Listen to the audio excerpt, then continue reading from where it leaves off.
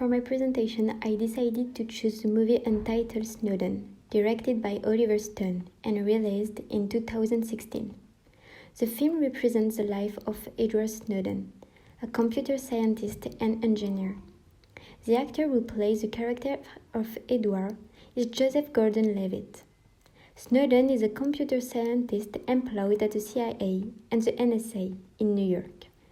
To access this job, he had to pass multiple computer tests where he showed us his innovative and technological skills. His job requires to be kept a secret, but it causes some issues for him. He doesn't fully support his job because he is demanded to commit action out of his own will. Therefore, this pushed him to become paranoid and epileptic. Later on, he made the decision with his wife to quit his job, flee the country, and go to Hawaii. This made his wife believe that he will settle down once he is away from New York and his job.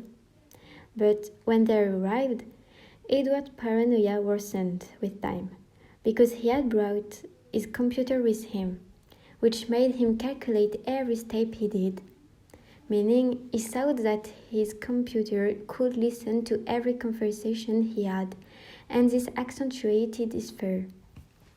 He couldn't handle his mental states any longer, so he decided to fly to Hong Kong, where he revealed all the CIA and the NSA secrets, and gave the microchip that he put in his Rubik's Cube.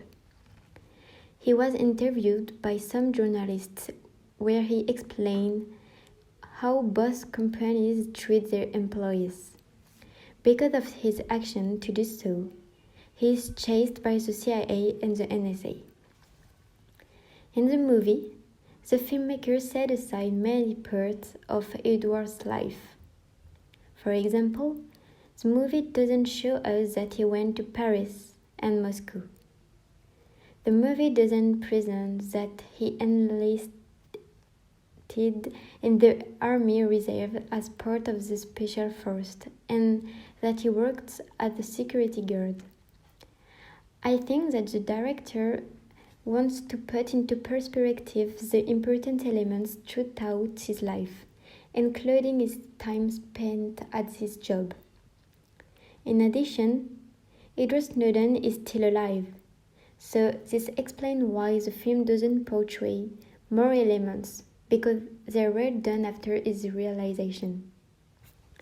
This alters the truth because many events throughout the film are dramatized. For example, his interview in Hong Kong were dramatized because the director wanted to show us the different camera placement. The director emphasizes on the dramatic side to attract people into watching his film, while remaining real. In my opinion, I find the film to be quite interesting because it greatly represents the important aspects of Edward's life. Of course, there are some elements that they lacked, but in general, the whole story is there.